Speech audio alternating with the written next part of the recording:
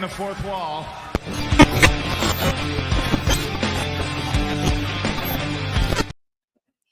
Greetings and salutations, everyone, and welcome to the Dirt Sheet Radio NXT Post-Show Rewind for April the 30th, 2024, brought to you in by our partners, Comic Book Click, comicbookclick.com, for all your pop culture and comic book needs. Check us out. Make it the homepage. Check it out multiple times a day. I certainly do. You should too. And hey, by the way, I'm the pro wrestling hipster, Tyler. And this right here, that's CJ. CJ, tell the folks who you are, and let's talk about tonight's main event. Well, you said who I am already, so let's just get to the main event. Oh, well, fine. That's CJ Carter, everyone. That's CJ Carter. Well, I mean, you said it's CJ. My name's on the screen. Let's just get into the main event. Fair enough. Tonight's main event was the first ever women's NXT Underground match. We had Natalya taking on Lola Vice in what was an absolute hard-hitting match. Lola Vice picking up the win here tonight. CJ, what did you think of this match? Clocked in at 11 minutes and 50 seconds. What do you think of the match in general? Did the right person win? How do you feel tonight? I loved this match. It was exactly what it needed to be on a multitude of levels. It put Lola Vice in the bracket that being the breakout winner should have gotten her. Mm-hmm. It puts Natalya back into the thoughts of people in a serious way again that really hasn't been seen for quite some time. So this really works well for her. Even just Shayna Baszler, her getting involved in the finish with Carmen Petrovic to distract Natalya is fantastic. Like, I love seeing just all the ways this came together. I almost knocked over my juice or my drink. I was so excited. Yeah, but that's the level of intensity that NXT had tonight.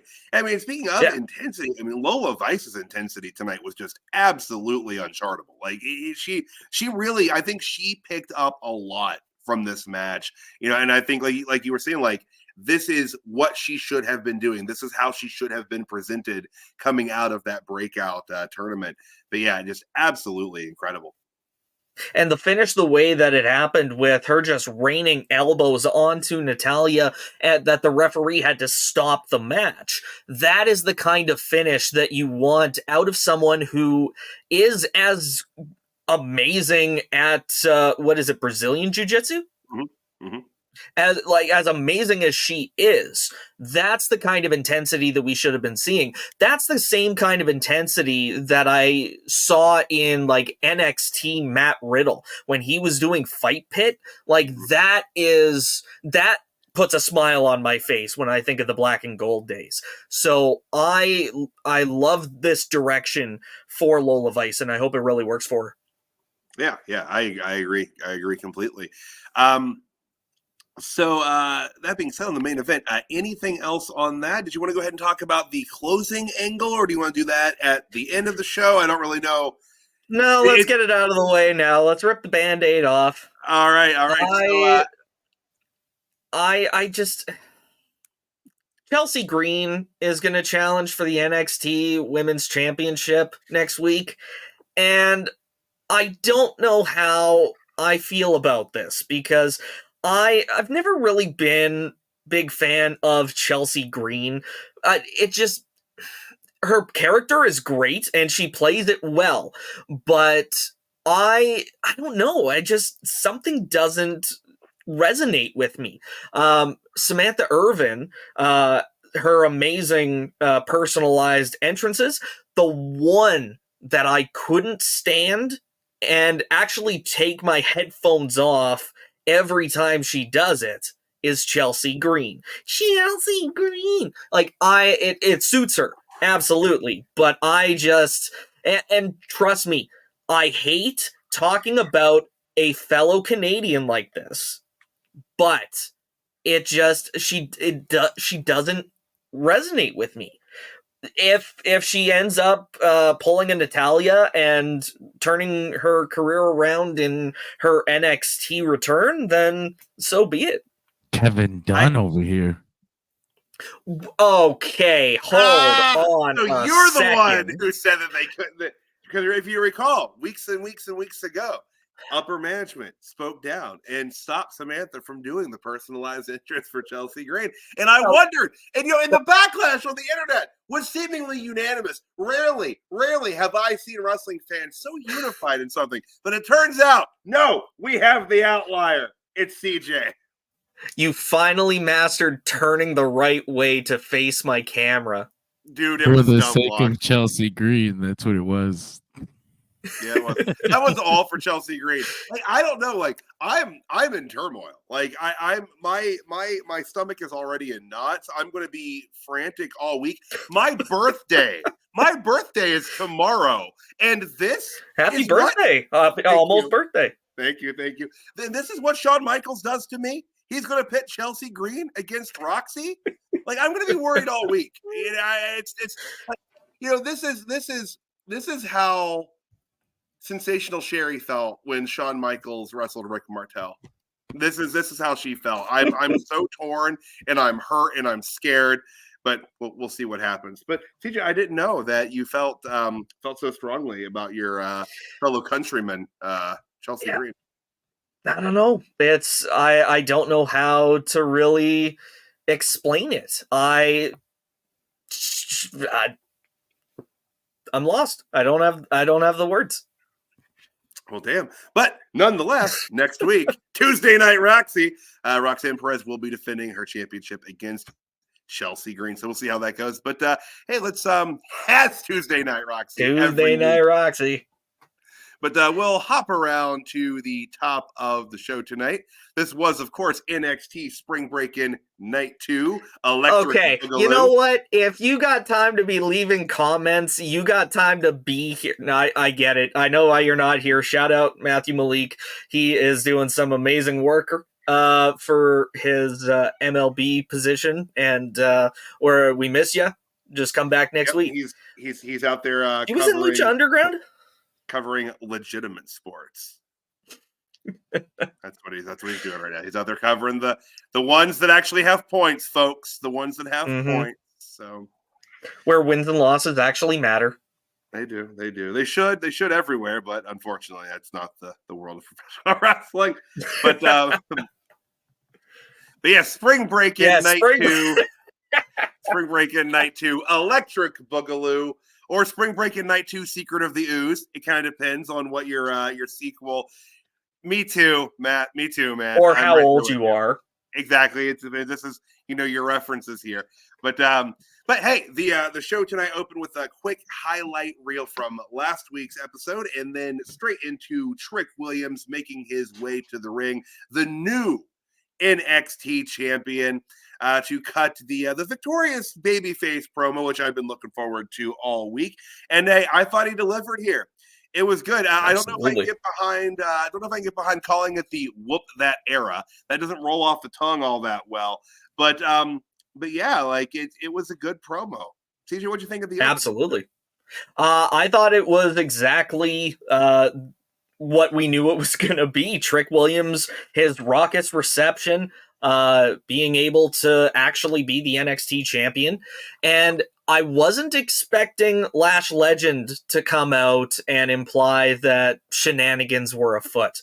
Like, I get what, and now that we know that that was just setting up to get him on the Supernova sessions next week, I don't know if there's actually anything in the envelope or not.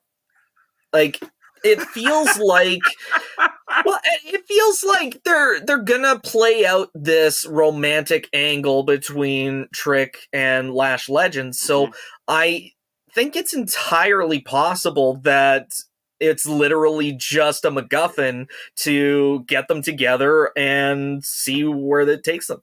It's the same envelope that was used in the Chase U segment a couple months ago that revealed that Thea Hale was, who was bet on and all that. And that's gonna be the weird reveal. He's like, wait a minute, this is the information from Chase U. Why are you showing me this? I thought it was gonna be like she's actually working for the D'Angelos. Right? Wow, what a twist that would be. That would be a Vince Russo level swerve right there. How dare you? Well, it would never happen. They're not going to put him near this. This promo though, they had some lines back and forth. Lash LaRue is in the envelope. Who is Lash LaRue? That's a data one. That's going way back. Lash, WCW. Oh, okay. It's going way back. But this had some lines in it. What was it? You think I'm your little Reese cup, don't you? That was Reese's Pieces. Reese's Pieces. She declared that she likes Kit Kats, and then he said, well, let me break you off. Like, this was salacious. Like, I got a kick out of the crowd at one point when Lash was talking about the truth is in this envelope, and the crowd starts chanting Trick the Daddy. Yeah, Trick the Daddy, that was on there. When she said that she likes Kit Kats, I believe they were chanting he's got bars, which I thought was pretty clever. Like, I thought like Mars because it has the dick vein on it. That's the Snickers. Sir, don't you ever confuse a Snickers with a Kit Kat. Please respect. My favorite chocolate bar is a Kit Kat. Just for the record. Nobody asked. I'm just throwing it out Does your Kit Kats come with veins? No, that's why I said Mars. So a Mars bar has a dick vein too? I don't know if I've ever seen a Mars bar. Yeah. I've never seen a Mars bar in real life. It was just crazy because we have all the other Mars products. Yeah, I don't typically eat Snickers. Wow. I love Snickers. Although I don't typically eat Mars bars either, but I eat them backwards so I don't have to see the vein. Yeah, that way you feel it on your tongue. It's getting worse and worse. I bite it extra hard so that everybody knows I'm not into the vein. What I'm hearing, John, is you eat your Snickers from the back. Manly, and I look around too. Getting worse. This is why I can't go out in public. You're 0 for 3, hating Chelsea, not knowing Lash rumors.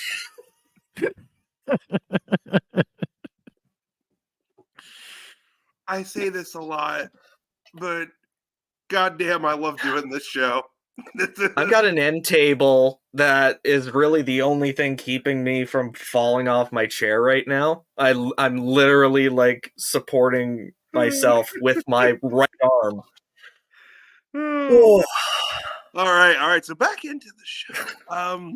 NXT. Candy bars and their various genders are aside. We did have the NXT show that we're talking about today. Oh fuck. Oh wow. But yeah, so moving away, they be a good opening promo. Like I said, it was really good to get to see Trick just walk out there with that belt. And get the reception that he deserves. Exactly. So we had I'm trying to mix up my segments here. So I know, did Oba start his entrance before they did the little quick thing with Gigi Dolan and Ariana Grace? Yeah, they had a bit of a stare down on Oba's way to the ring.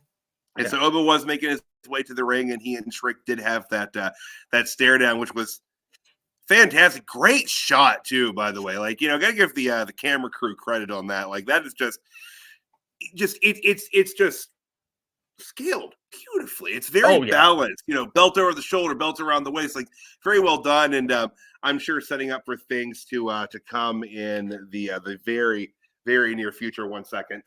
Ziggy. Now, Ziggy.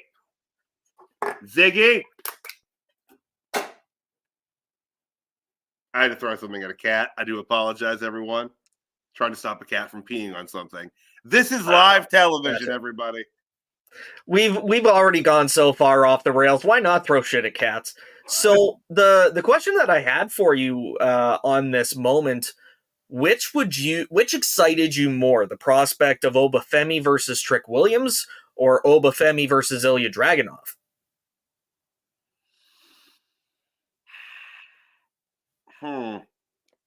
Because I remember that moment, and we talked about how hyped we were that could be a potential match somewhere down the road. So I just, it didn't do the same thing for me that it did when Ilya did it. Nothing against Trick Williams, but for me, the match that I am playing out in my mind is a lot more different for each opponent, and I think I like the way I'm picturing Oba versus Dragunov better. Mm-hmm. I feel like stylistically they might have been a better in-ring match.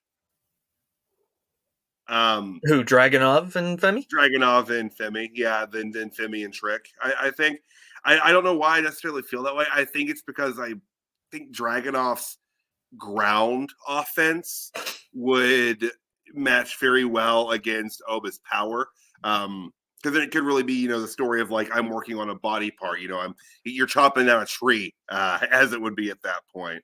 But I don't know. I think I liked their just style pairing a little bit better. And that's kind of where I was thinking too. Yeah. I think beyond a style pairing, you also have to consider that Ilya Dragunov has quite a bit of experience in the ring, whereas both of these guys are pretty new. So that you're pretty much guaranteed not a better match, because it's subjective, but probably a more consistent match, maybe. Mm-hmm. Mm-hmm. Yeah, I agree with that. Yeah, but I'm sure they'll and again, like this could be a tease for something that we're talking about happening 8 or 9 months from now. They do like to play the slow game, the long game. Mm-hmm. So it might. And if that is the case, then I'm going to be making some comments about a heel turn later on in the show. Talking about letting things ride kind of thing. Right. But all right. So kind of between the break there of his entrance in that stare down, we'd have a quick vignette with Gigi Dolan and Ariana Grace, kind of again talking with more of her debutante training, and they also use this to hype some of the matches later in the evening, which I thought was a pretty smart way to do one of the Gigi Dolan and Ariana Grace segments and also use it in a economic way in the show.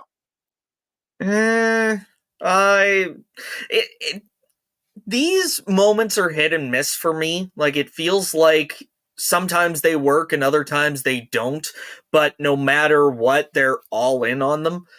And I mean, I don't know. I still don't really know how I feel about the whole Gigi Dolan, Ariana Grace story, where this is headed to begin with. Like, I thought we would have seen something more better, I guess. Like, when they were teasing something for Spring Break, and I thought we were actually going to get something, right. And it just ended up being the hype package for the show. So they're stretching this one out, was a miss for me. Yeah, they really are stretching these segments out. It's been a month ago that she beat Chi Dolan. So yeah, and they've done nothing with it. And this is probably about the most we're going to get. But you're right. They are definitely all in on these things when they do it. So credit where credit's due on that. But all right. Consistency?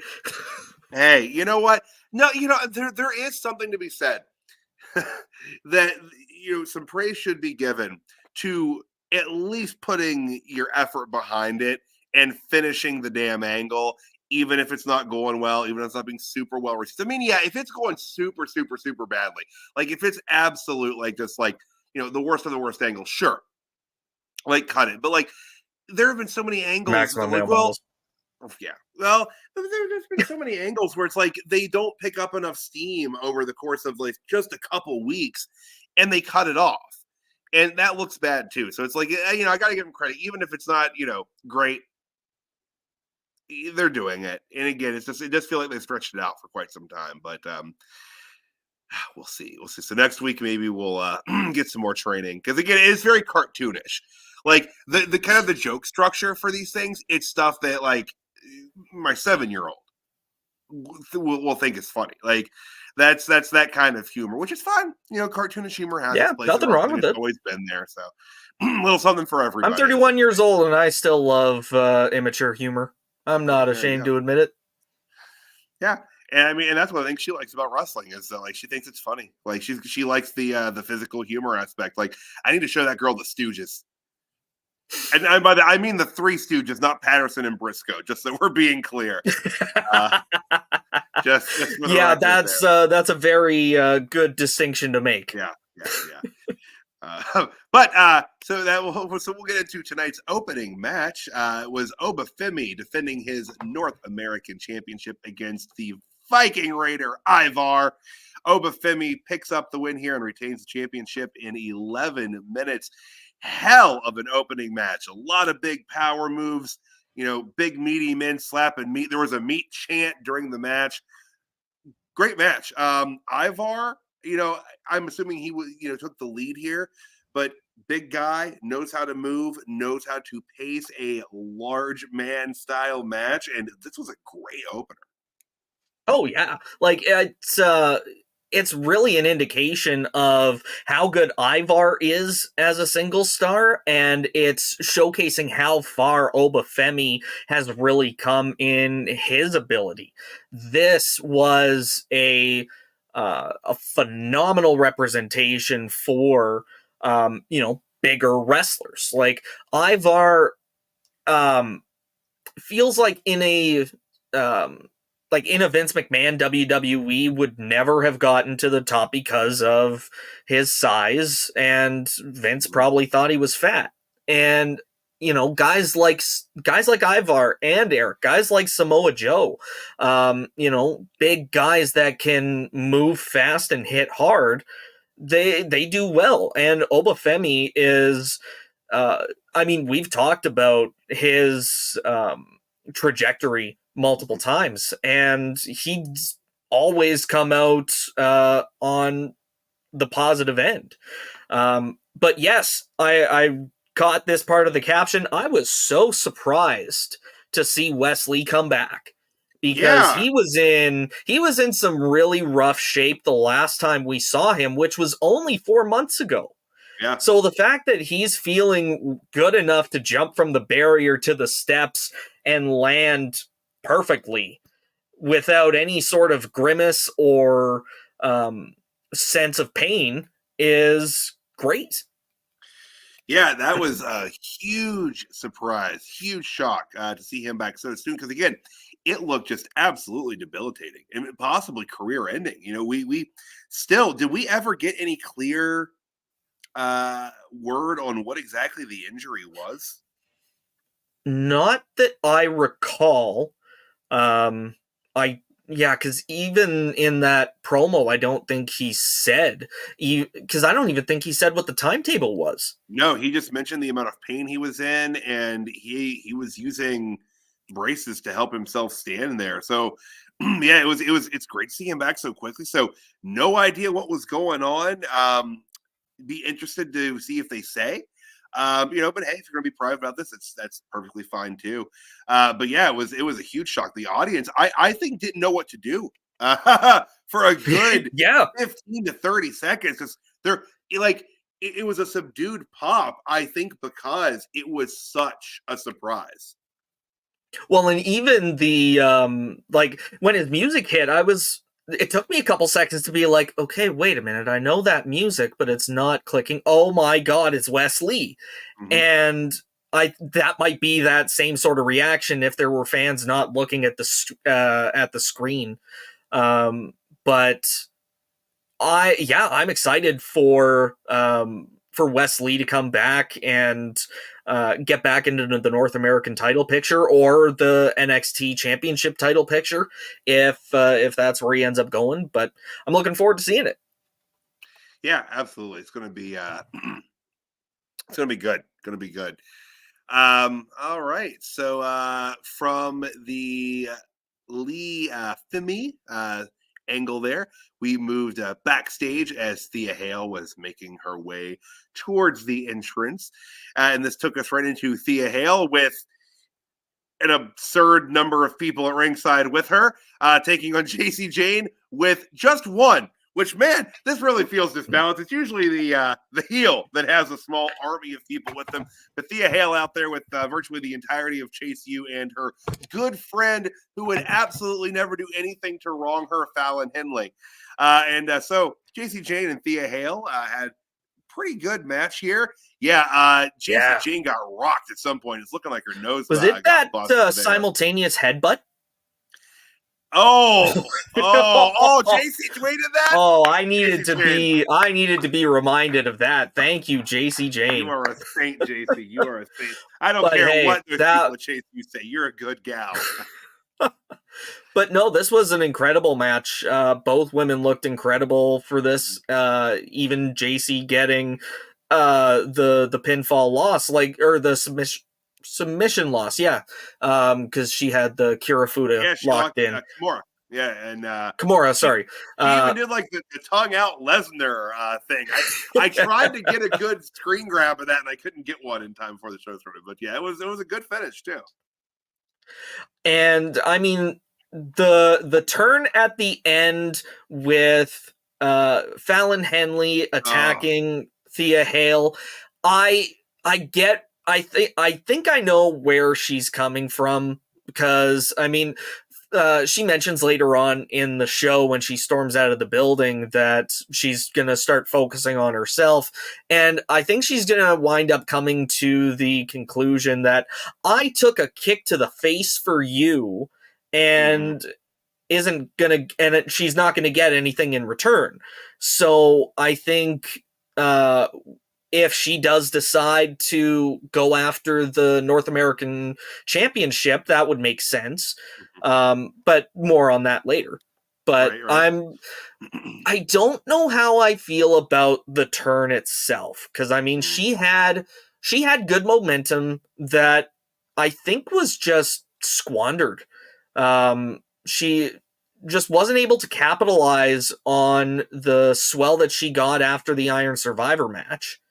And just kind of the split of the three of them, her and Jensen and Briggs, I thought she came out the best out of that split. Oh yeah, I thought she had the most momentum. She had the most power coming out of that, and yeah, it didn't really pan out, which I felt that way a little bit about Briggs as well.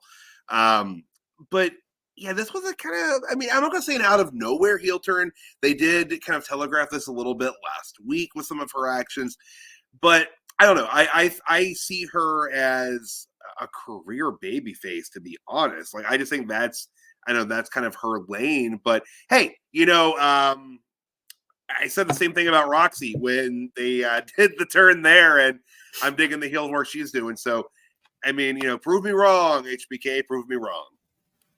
Given any opportunity, he would. Oh, I'm such a big fan, though. That's why they say don't meet your heroes, right? No, and I mean that just in a if we're expecting something and he can figure out a way to subvert our expectations, then that's what in a way that, like, as long as it's for the better. Yeah, exactly. And that's something that NXT does. I mean, we talk about people that, we have not really liked some folk, folks like, Baron Corbin, or I wasn't a Dijak guy. And again, congratulations, Dijak, heading up to the Raw roster. We're going to miss you, man. Yeah. And as soon as I will still see him on Raw every week, but as soon as I turn around on the guy, he's gone, But yeah, I was expecting Julia to be the challenger for the women's championship, and instead we got Chelsea Green. Some are good, some are bad. All this Chelsea slander. But you know what? Back to the show. This is not slanderous. We had an NXT debut tonight. Tyson, Dupont, and Tyriek. I apologize. I did not catch the pronunciation of his last name. Igwe, thank you so much. I don't know how, I didn't have time to rewind, and I was listening to it. I was leaning with the right ear out, but so Tyriek Igwe taking on the Good Brothers, or the OC, the club. I mean, whatever the hell you want to call them, Gallows and Anderson. Gallows and Anderson pick up the win here in just a little over 4 minutes and 14 seconds. Sorry, not. I was going to say that definitely not 14 minutes. But Gallows and Anderson pick up the win here. I wasn't expecting that, to be completely honest. Mm-hmm. I was fully prepared for the OC to lose and then to watch the internet just shit all over it. That's what I was ready for. I'm like, they're just jobbing out the Good Brothers on NXT.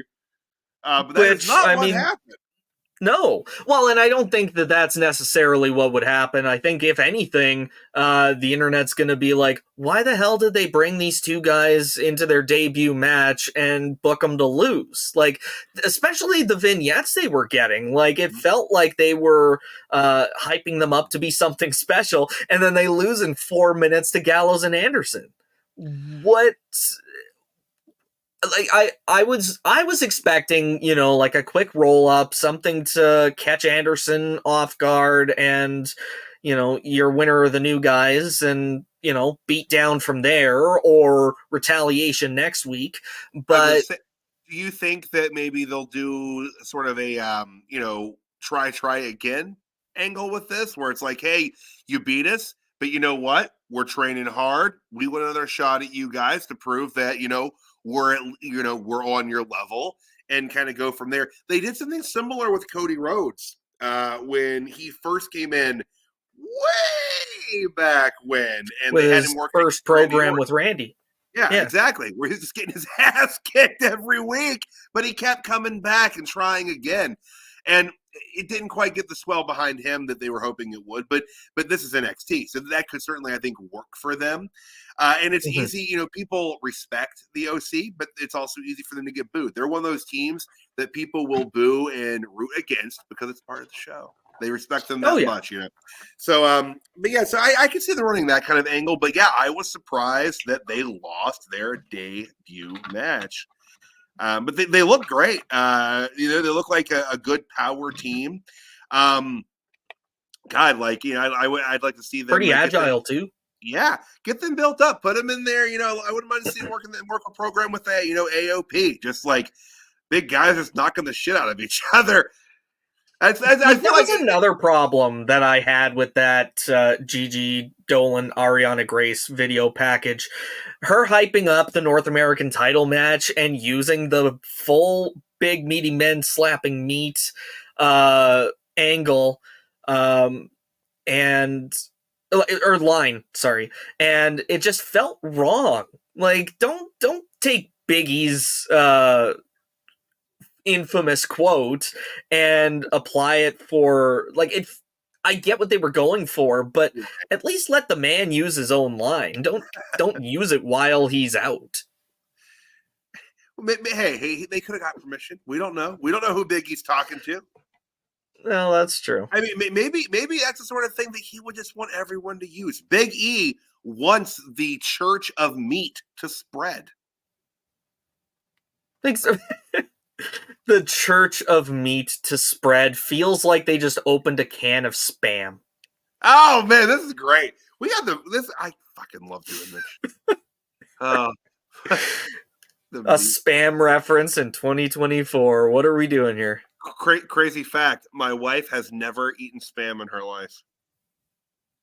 I don't think I have either. Oh, really? Is Spam not big up there in the Great White North? No.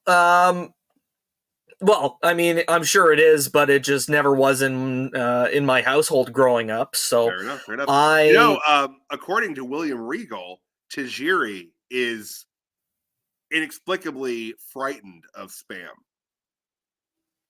Kind of like Undertaker and Cucumbers frightened, or exactly. Like to the point that like when William and Tajiri were traveling together, he said he would hide cans of Spam, like in the locker room or in Tajiri's gear, and like it would piss him off to no end. But Spam aside, back into tonight's show. Moving into the second hour of NXT, we had Ava make her way out to the ring to make a pretty rad announcement regarding the NXT Women's North American Championship. The inaugural champion will be crowned on June 9th at Battleground in a 6-woman ladder match. So next week, they're going to have a combine, and the 12 women who look the best in that will advance into the 6 qualifying matches. Fantastic. I'm fine with this. We assumed a tournament today. Some internet rumors broke around that would not be a tournament going into it. I'm fine with this. It's going to be a spectacle match for sure. They're trying to put some oomph and momentum behind the Battleground show coming up there on June 9th out there at the UFC. Basically the UFC Performance Center, from what I understand. But CJ, what do you think of the announcement? And also, what do you think of Ava's continued improvement on the microphone? I think that I actually missed most of what was said during this promo, so I have no idea. I can't answer your question as far as her improved ability in this segment, but I mean, her interactions with Roxanne, like she's putting her foot down, she's being the GM that she should be. And yeah, I think she's definitely been improving. I remember that report also saying that there was going to be a Hall of Famer involved. And did I miss her? Like, where was the Hall of Famer? Unless they were counting Booker T. Booker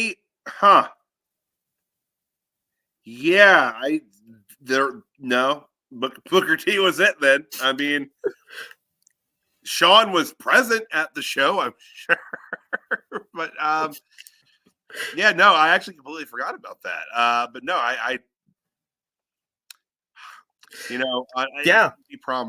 empty promises, guys. That's for shame. So, who do you think, based on who came out during this segment, who do you think stands the best chance right now of taking the title? Gosh, I'm very pro Jada Parker. That was my kind of knee-jerk impulse answer as well, and I didn't know if it was because she was the first one out, or it felt like she actually had the biggest impact in this promo. How long has she had that Grand Theft Auto nameplate? I was getting ready to ask the same question. So much. This is the first night I've noticed that. I don't know how I haven't picked up on that before this evening, but like it looks awesome.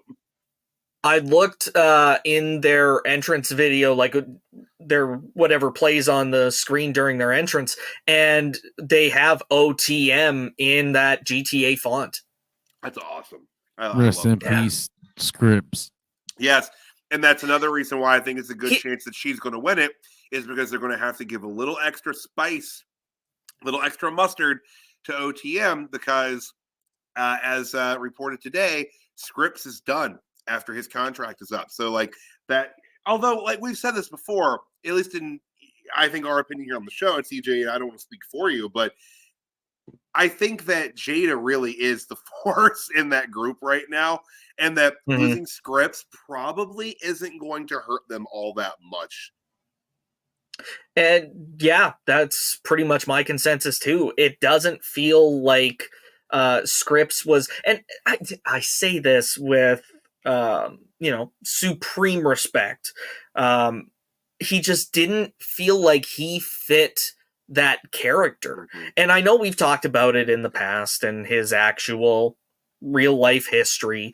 And it still didn't present that way because of the character that we had seen up to that point on the main roster, going through Reggie and Reginald and then coming down and just being another flippy guy in a mask for a bit. Nothing did him any favors leading into his spot with OTM. If he would have been like, if he hadn't had that main roster run, and if he just came in with OTM at the same time, or even if he just wasn't Scripps, if this was how they brought him to NXT, I think he would have been fine. Or at the very least, a little more believable. But I just couldn't buy it anymore. So I hope that he finds a spot to wrestle where he can, find a bit that works for him. But it's you got to spend some time away. Yeah, and we'll see what the future holds for him. But yeah, it's as I said, it's.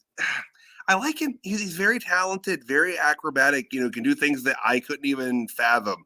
Like I said, I pull a muscle taking the trash out. So it's like who am I to judge any of the men or women that get between the ropes? But yeah, like I said, I just really didn't feel like he was adding a whole lot to that group. She can do the talking, so you don't need him there for that.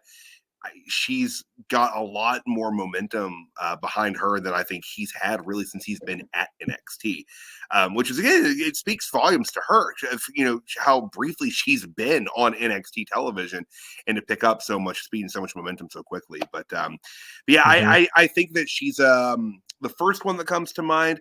I thought it was interesting that Michin made an appearance during this discussion, but I think she's probably just there for a little bit of star power. They seem to like to throw, one of those main roster acts into things like that. I mean, the OC's down there anyway right now, so that's exactly what I was going to say.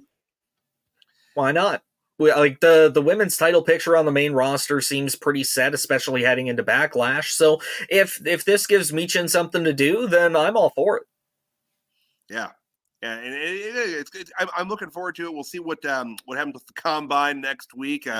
Not quite 100% what that's going to entail, if it's going to be like a football Combine. But we'll see. NXT's always doing something different. I'm expecting, because it's happening at a UFC arena, that it's going to have some UFC cross promotion. I think this might be the sort of entryway into what this TKO relationship is going to mean for both separate companies coming together. Agreed. So, but on the process of doing a multi-woman ladder match, are you in favor of that as a way to crown the first North American champion? Yeah, I think that's it doesn't feel overused to me. I know NXT has a good number of ladder matches, more than it feels like the main roster does, especially now that TLC isn't a pay-per-view. And I don't know, like it doesn't feel like a bad thing. So I think I'm in favor of it. It's avoiding one of the things I hate most that wrestling will do when trying to crown a champion, which is a battle royal tournament. Battle royal is worse to me. Like I'd rather this. Like, I thought when they said it wasn't going to be a tournament, I thought it was going to be a battle royal. It was going to be a battle royal, and quite frankly, that's really like the idea of doing that. It's just it's I don't want to say outdated, but it's very stale. And this is refreshing and a little bit different. And in fact, it's so refreshing that CJ, I'm going to say that this is my monk.com refreshing moment of the night. Monk.com, one of our wonderful sponsors for all of your aromatherapy and diffusing and candle needs. But this was refreshing to see that they went with something different. And I appreciate that they went this direction, that they didn't go with a battle royal. But thanks. Shout out to monk.com sponsoring the monk.com refreshing moment of the night. There you go. Now, I completely forgot that we were doing that. Just had to put that out there. So I was just like, the fuck are you doing? Where are you going? Where are you going with this? But there we go. Yeah, it was refreshing, I guess. Like, it worked in seamlessly, but it was good. It was good. Now, but moving from something that was utterly refreshing to something that was not, we had Ridge Holland taking on Shawn Spears. The crowd went mild for the entire 7.5 minutes that this went on. Ridge Holland picks up the win here. I know CJ last week he said we could just kind of skip all Ridge Holland segments, but here's the thing: we can't, because WWE NXT is smart. They put a QR glitch code during this match. So we have to talk about it. The first time that they decide to put the QR code on NXT. Do not scan these. Boomer alert. Why? Do not scan What do you mean don't scan them? I thought that was the whole point of the QR codes. John has told us numerous times of the dangers of scanning random QR codes you find in the world. One day you're gonna be watching Raw and you're gonna fucking glitch a random QR code. You're gonna be like, "It's Uncle Howdy," and you're gonna scan that shit, and you're gonna have Brainiac in your fucking phone. This is how it happens. That's exactly how it happens. Literally, the robot uprising is because someone scanned a QR code. Hey, look, in all seriousness, you can get so much information stolen from you. Like so many things can happen from scanning a random QR code.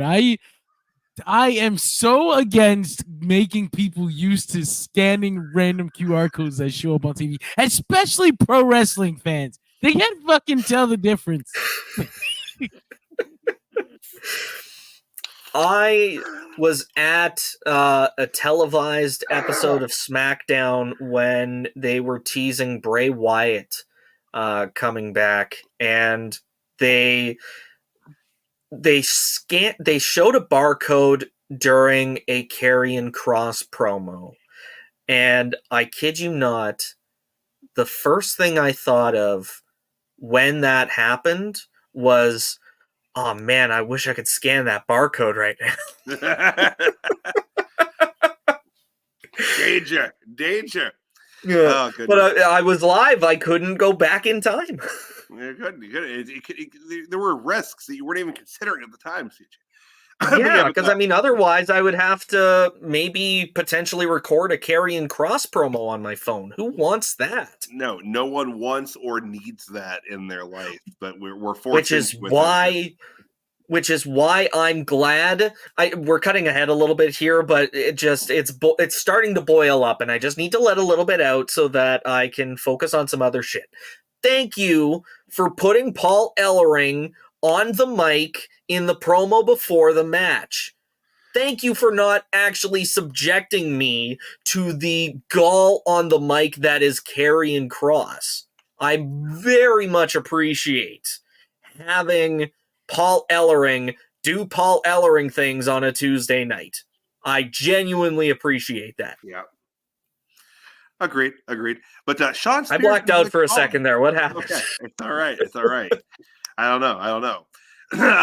Rich Holland picks up the win here with the Redeemer DDT. So all that pomp and circumstance with Shawn Spears coming back, and here we are.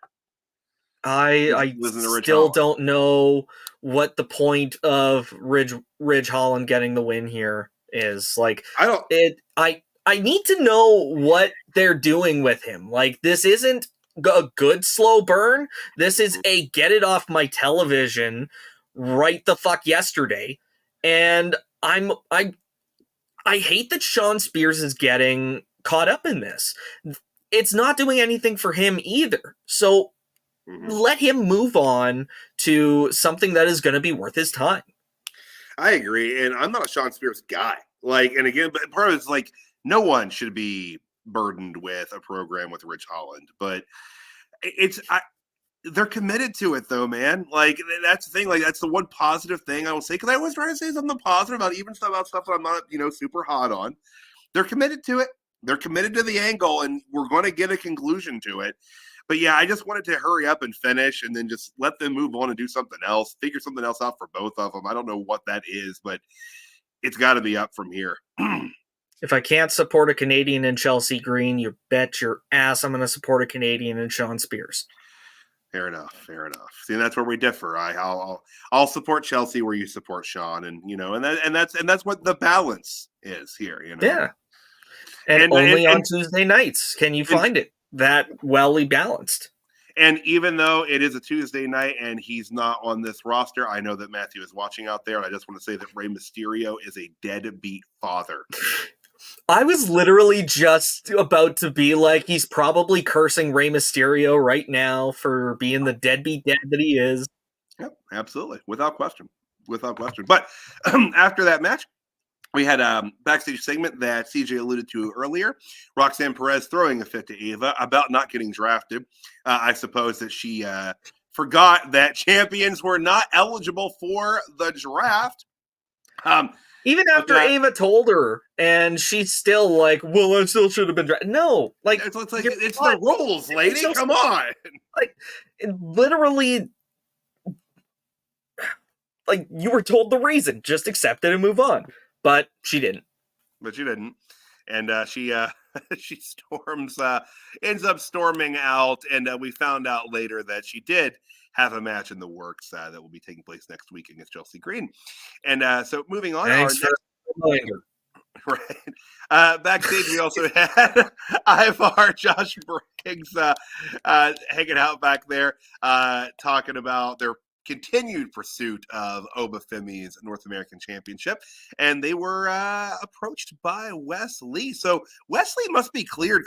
I haven't heard anything. I haven't really been looking on the online, but I assume if they're putting him in more than one segment, got a match again. He got a match next week. So yeah, and they set that up here. So really, I'm glad to see it. Are we seeing the final? Like, are we finally seeing Josh Briggs turn heel next week? I don't know. They've been just really starting his heel character. I don't know if I can really get behind him as a heel, if I find it completely believable. There was just something about it that's not really clicking, and I'm not sure what it is. But I don't know. This is the place to try it for sure. If someone can definitely garner a lot of sympathy against him, it would be Wes, especially considering the size difference there and the unexplained, injury that Wes had. So they can really play off that next week as well. So that would be a good place for him to push that heel persona harder, because it's going to be easy for him to get booed wrestling Wes. Oh, yeah, for sure. And it's probably good then that he was ready to come back in time. Yeah, and again, no idea what was going on there, but it's awesome seeing him back, and really looking forward to that match next week. And did they flat out say the winner of that will face Oba Femi? I don't know if they did. I don't think so, because I'm still assuming Ivar is going to be back in the mix. Between the three of them, they're going to have to figure out. That could even be the finish, or if maybe Wes still isn't cleared, and maybe we see him get laid out before the match by Ivar. But hopefully he's cleared, and hopefully he gets a good match. But even if the match goes ahead, I still see Ivar causing a DQ. Yeah, some sort of. Yeah, I hope that at least some sort of match does happen. NXT doesn't do the bait and switch too often. So if they were to do something like that next week, I could forgive it, especially if it's going to, continue the story on. But yeah, I would like to see some sort of match. But yeah, I could see that happening, though. Again, hey, it's next week. We'll see what happens. It's the joy of professional wrestling. I just love seeing Wesley back. Yeah. Like, especially given how much pain he was in the last time we saw him. Like, it's that sort of level of excitement that I got when Edge came back, when Daniel Bryan came back. Like, guys that had been told, no, you're done, now all of a sudden they're coming back. Like, I thought that was... Did Wesley say he wasn't sure if he'd be able to wrestle again in that promo? Mm-hmm. And he said he wasn't sure if or when he'd be back. They were very vague with that. Again, because maybe they didn't know a lot at the time. Maybe it was very kind of murky in terms of how again, I don't even want to say rehab, because we don't even know what kind of injury this was. But again, it's awesome to see him back. So for sure. But we had a quick, as you mentioned, quick promo there with Paul Ellering, and then we had the family taking a drive out there in the car discussing the desire to have the Heritage Cup. I thought this issue between them and the No Quarter Catch crew had been resolved. I guess they still didn't get the money. They just got to win. Yeah, like that was the thing. Like and now that the family has a win over the No Quarter Catch crew, like that should line Tony up for a Heritage Cup match at some point. So clearly they're going to be teasing that for. Well, and it's not only do they have a win soon. over the No Quarter Catch crew, Tony D'Angelo has a pinfall victory over Charlie Dempsey himself. So, I mean, absolutely, that's without question will be a future match, possibly the defense that we'll see at Battleground. But that'll take. Speaking of title defenses, we had Axiom and Nathan Frazer, who was tonight the first night that they had referred to them as the Supersonic Duo. I believe so. Okay. I don't recall ever hearing that before, but even the finish, like that's wasn't their official, like that wasn't announced by Alicia Taylor, right? I don't think so. I just saw it in print on some of the on some of the advertisements going into the show tonight. Oh, okay. But yeah, so Axiom and Nathan Frazer defending the tag titles against the Authors of Pain with Paul Ellering, Karrion Kross, and Scarlett. Real quick question before we get into the match. Why is Karrion Kross shirtless? Why? Because he spent good money on those tattoos, and damn it, he wants to show them off. He's not going to bump, but he's going to be shirtless. There he is. Like, that was just, it threw me off. It's like, was your gear missing? Is it humid in Florida? What the fuck, man? Like, it's bad enough that we have to see you on with hair WWE televised show. Right. The Final Testament was on every show this week. Yes, because they attacked the New Catch Republic on SmackDown, and then they attacked them on Raw, but then they had a match on SmackDown. That's what it was. So no, why? I'm right there with you. I would rather they just forgot to tell Karrion Kross they were going to NXT that night, and I like the match itself was great because AOP's a good tag team. Like they wrestled the match that really did good for the champions. Like they hit a lot of heavy spots that made Nathan Frazer and Axiom look like $1 million. Like this was an awesome match. So I'm glad that they had that time. And the finish in particular, with Scarlett and Karrion Kross getting thrown out, and New Catch Republic getting the win or getting the distraction off and helping them win. Solid match, loved it. Yeah, it was a good way to get them the win, believably. Going into this, with the amount of, or I should say, the lack of offense that the champions were getting in the match, I really thought they were going to go with a quick title change here and put it on AOP and do God knows what with it. And I'm glad they didn't do that. And going with this kind of finish, it got them the win.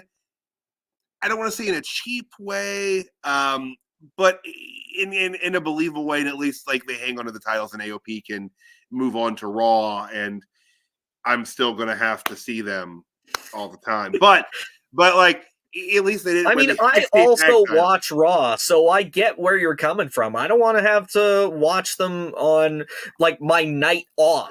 I do NXT and I do SmackDown. I want to enjoy WWE wrestling without having to critique it. And even then, I still end up hopping in on some Raw streams, which, by the way, I will be at the Raw on the 15th of May. So, spoiler of May. It's not a spoiler. Yeah. I fucked that up. No, we got that backwards. Yeah. Sorry, Paul. Sorry. It's long weekend in Canada, so I don't have to work. So I've got my Monday night free. What's the occasion for the long weekend? Is this a state holiday? No, it's Victoria Day. So Victoria Day. Oh, I should have known Queen that. Victoria. Okay. Right on. but Axiom and Nathan Frazer pick up the win here. It was a lot of them getting pummeled, but it made it, it was one of those like get your ass kicked, look strong things. It was kick out after kick out after kick out, which is something that I think as smaller yet lightning quick guys, you need that. You need to have those matches that establish you as being able to take a licking and keep on ticking, as the old Timex ads would have said. But if anyone in the audience watching knows what the hell he's talking about, then congratulations, your back hurts every morning when you get out of bed. Take some Advil. But like I will say, your eye cream. It wasn't the typical hyper exciting Axiom and Nathan Frazer match. It was a little more of the plotting AOP pace. But which, when you have a team like AOP, unfortunately, they're not as agile as, other big guys that we were talking about. So that does work against them in a match against two guys like Frazer and Axiom. But then again, like I said, when they're hitting those really hard-hitting spots, you believe it because, holy shit, look at the size of them. Exactly. And then for them to still be able to kick out, like there was... I can't remember exactly what point in the match, but there was one pinfall that I was like, oh shit, AOP's actually going to win. Yep. And Frazer still managed to kick out. So I loved this match for what it does for both teams. Mm-hmm. Yeah, it was good. I just, as an aside, it doesn't matter how long AOP wrestles, as long as they're there, I'm always going to struggle not to call them Toka and Rezar. Toka and Rezar from Ninja Turtles 2, Secret of the Ooze.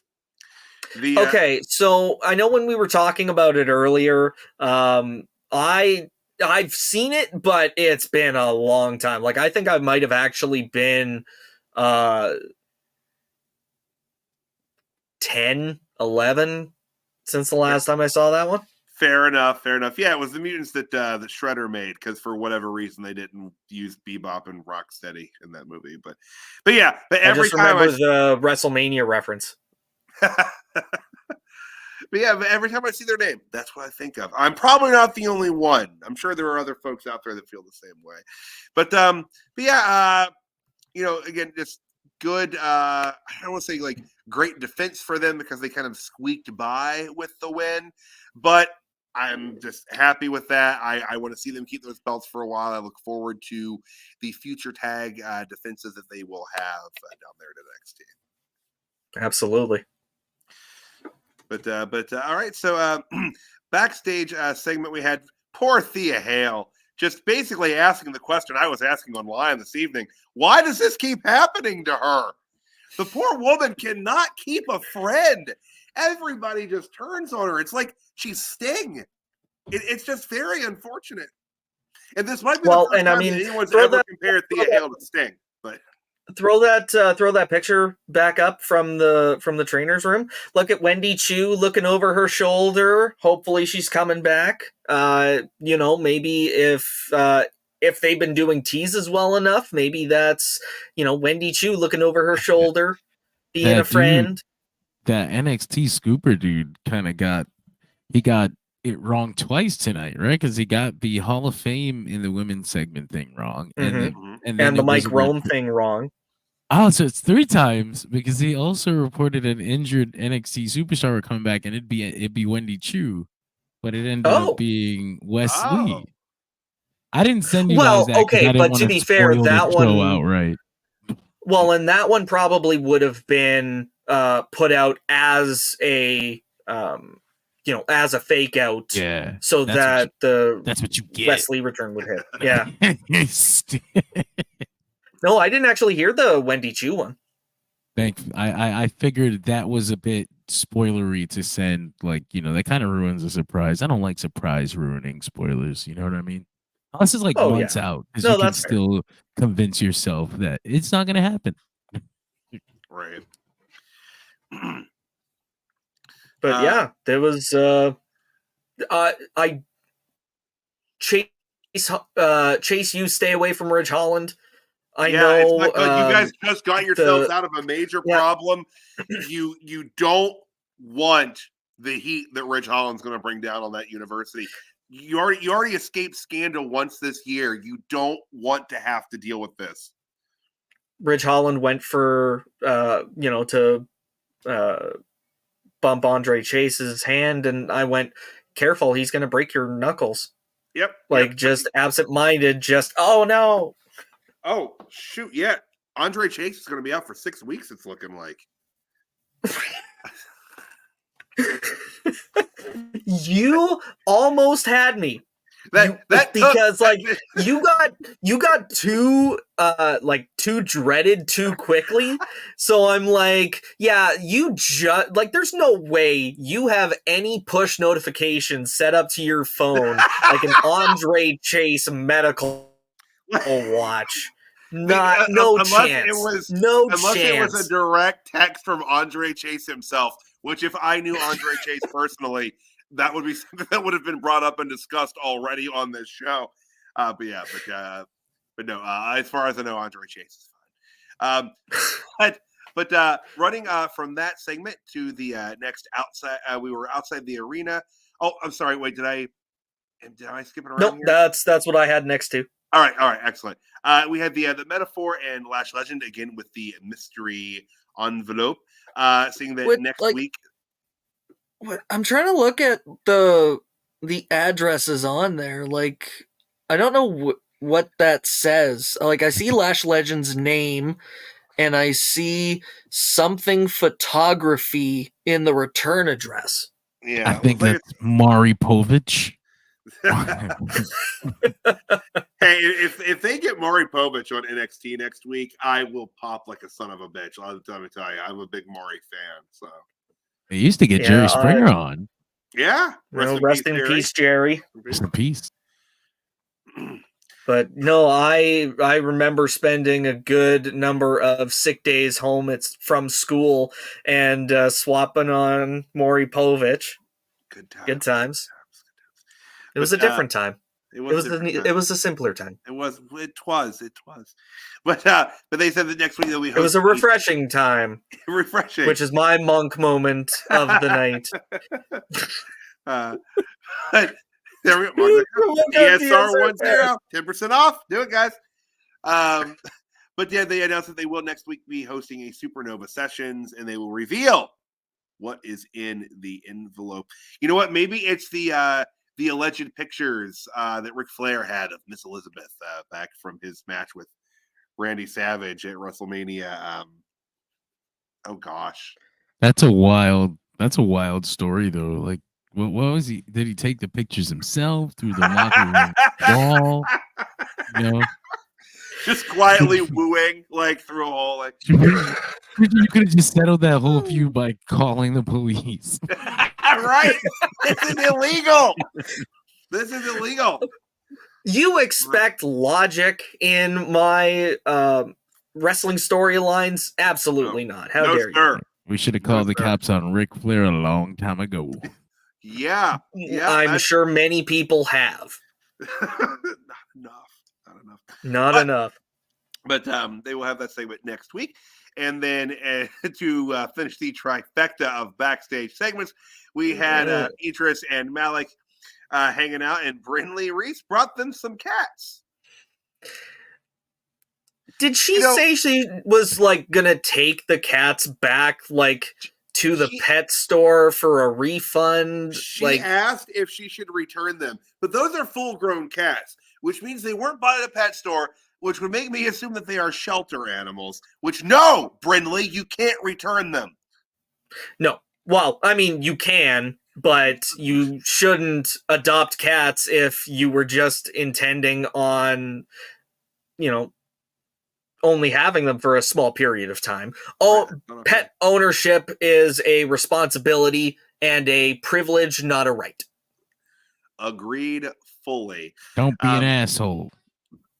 Especially to black cats. Yeah, I have a black cat. Her name's Wednesday. She's around here somewhere. She's sweet. She can't meow. But black cats are the most maligned. Like the DSH blacks are one of the most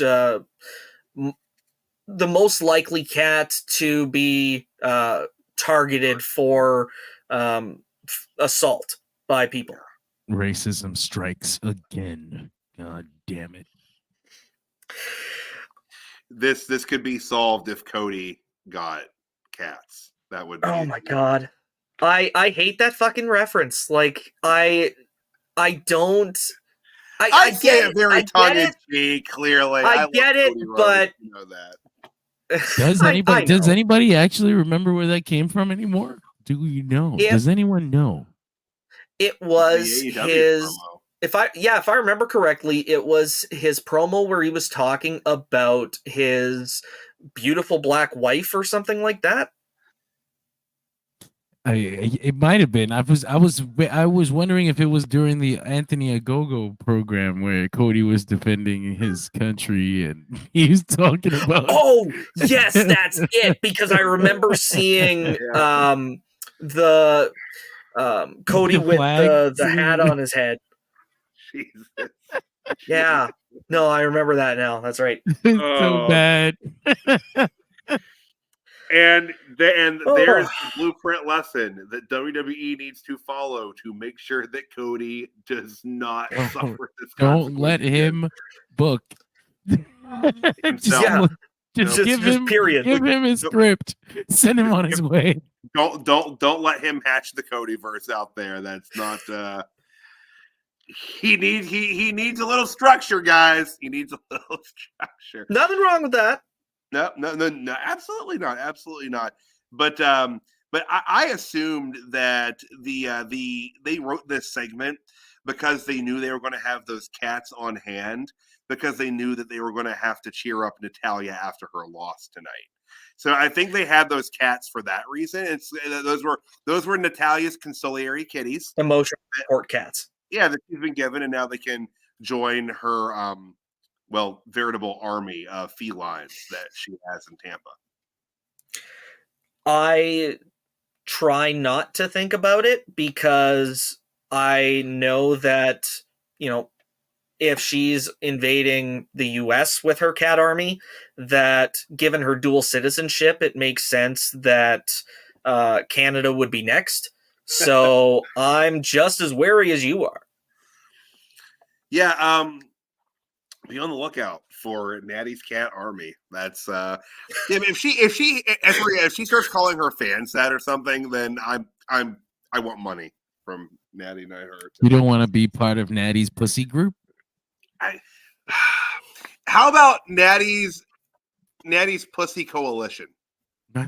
So This was fun. You know what else is fun? Checking out Delphin Pod shows available everywhere podcasts are found. And we're the segue. We're the sweet nougaty center in the candy bar of Delphin Pod for professional wrestling, by the way. We are the we are wrestling podcast there. And of course, you can catch the Major Issues show every single Thursday. You can catch the Cold Case Project on YouTube. Be sure to shop DSR on our Shopify store. And that's pretty much it. That brings us to... And that is to our weekly tradition of Jobbers of the Night. CJ, who do you have as your Jobber of the Night, or Jobbers, or concept of Jobber?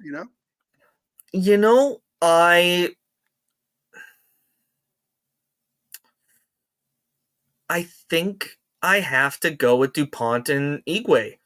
Like, it was... Yep. It was surprising, but at the same time, it doesn't look good. Like, I think this was they should have won, blew it moment on the level of the Nexus. Wow. They should have won at SummerSlam, and they just never got that momentum back. These guys are going to have a really high hill to climb in order to get the investment back. Like, they had 2 weeks of promo hype and however many matches on Level Up, and they lost in just over 4 minutes. Yeah. I mean, the size of those guys, the way they move, they shouldn't have had as much, like, even if they were going to lose, not in 4.5 minutes. Give them 12 minutes, something that will build them up. Yeah, something that is going to work out for them better than what's essentially get your spots in, now we're going to squash you. Yeah, the only way that loss, I think, would have really worked and benefited them is if you were saying, yes, give them a fair amount of time. And, and in that case, you have to have had the OC barely win. Like, they're surprised, gasping for air. They won, but barely. And that's the kind of loss that would have benefited, that would have benefited Tyson and Tyriek. But the way this was, I think it hurts them a lot going out of the gate. Like we said earlier, if they're going to make an angle out of this where it's try again, it could possibly work. But as it stands, I think it makes them look bad. And it's not good to lose your debut match. I'd like to see the success rates of wrestlers' careers that lost their first televised match with hype. I don't mean like, the Hardy brothers, working job matches on Superstars back in the, mid 90s. I don't mean like that. I mean coming in with hype, promo packages, vignettes. It's just not, it's not a good look. I mean, it's surprising. But again, though, I've said this before, booking for surprise is not the way to do it. For the sole purpose of surprise, that's what Vince Russo did. And I've now mentioned his name twice. If I do it a third time, he will appear. So I'm going to not do that. But yeah. Well, I think I mentioned I think I mentioned his name the first time. Oh, okay. So we each get 3, so we're set. Oh, okay. Yeah. It's not like Joe Hendry, but I would love to say Joe Hendry's name 3 times if he would appear, because I believe in Joe Hendry. Is it on the is it charting? It's charting on Spotify now, right? He's I don't know if it's charting in Canada, but I also haven't looked. Fair enough. But I did see his tweet about where he is charting though, and that's hella impressive. Well done. He's doing very well with it. But that'll bring us to our megastar of the night. And I'm going to say, for myself this evening, I am going to go with Lola Vice because she looked like about $5 million coming out of that match. I liked her presentation. I liked the way her gear was. Like I liked the very serious, intense attitude that she brought to the NXT Underground. She made history tonight. The first ever women's NXT Underground match. She beat a absolute first ballot Hall of Famer in Natalya Neidhart. Scott, we say this every week about how great the women's division is in NXT, but it is. Mhm. It's fantastic. It's the best women's roster in professional wrestling today. Lola Vice Hands looked absolutely incredible coming out of this match, and I hope and think that they will capitalize on this momentum, and she is going to have one hell of a summer. Absolutely. And that is one of my megastars tonight was Lola Vice. Again, because of her performance. She did an absolutely tremendous job. And Natalya for getting her over as much as she has. Even just this one match, her stock has risen a whole lot. And I caution saying this because I don't want to jinx it, but remember the last time we saw Eddie Thorpe? Yes. So they really have to capitalize on this with Lola Vice if it's going to mean anything. So don't squander it like you did with the breakout tournament contract. Do something with Lola Vice. Don't pair her with Trey Bearhill.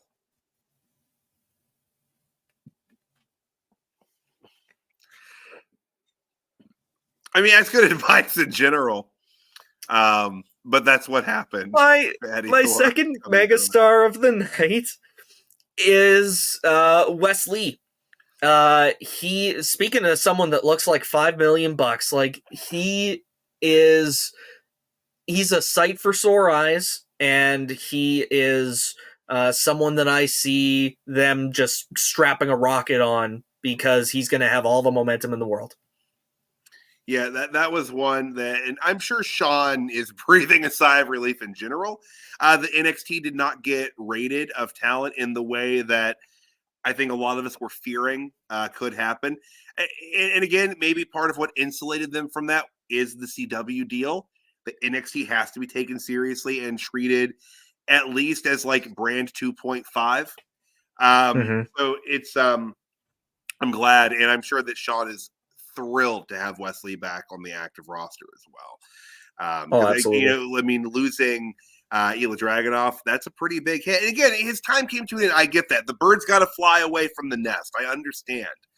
I'm sure that the Mad Dragon would love that I just compared him to a baby fledgling bird flying from a nest. But still, it's a big hit to the roster to lose him.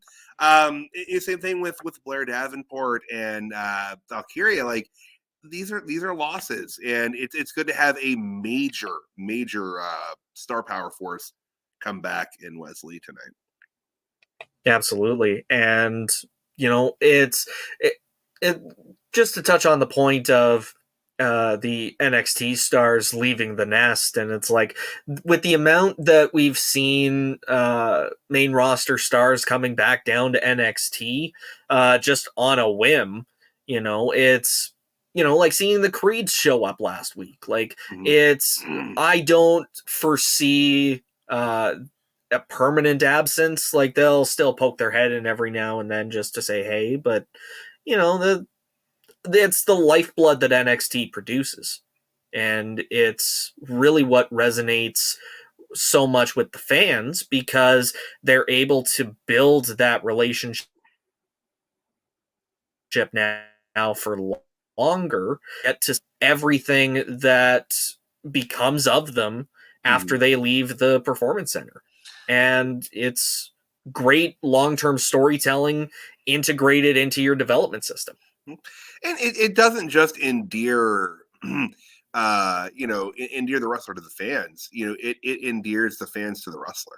Like, I think the wrestlers themselves, like you said, like main roster stars coming back down to NXT, they have good memories, of working there. I think that it's just it's a warm, fuzzy feeling in professional wrestling to look at it that way, which we don't get a lot of that with wrestling. But yeah, I think that everyone is endeared to one another the way that this developmental system works, and it's quite brilliant when you think about it that way. Especially, again, like I said, the long-term booking and storytelling.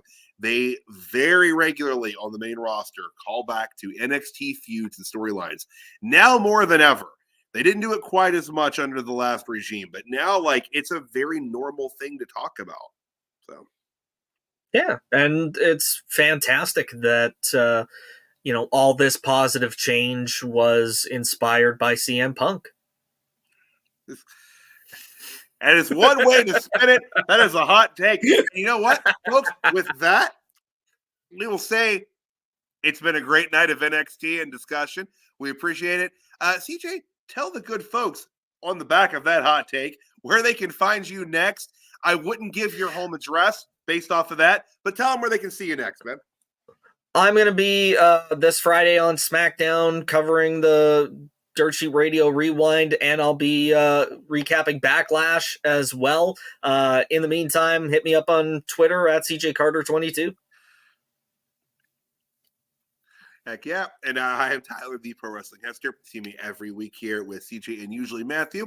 Hopefully we'll get Matthew back next week. Like I said, he's been busy following the legitimate sports out there.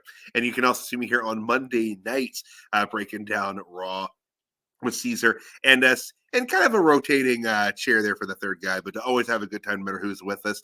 And I will also be here Saturday for the Backlash Rewind, so looking forward to that. Should be a fun show. Love the afternoon shows. It's always nice to get the show out of the way, still have some evening thereafter.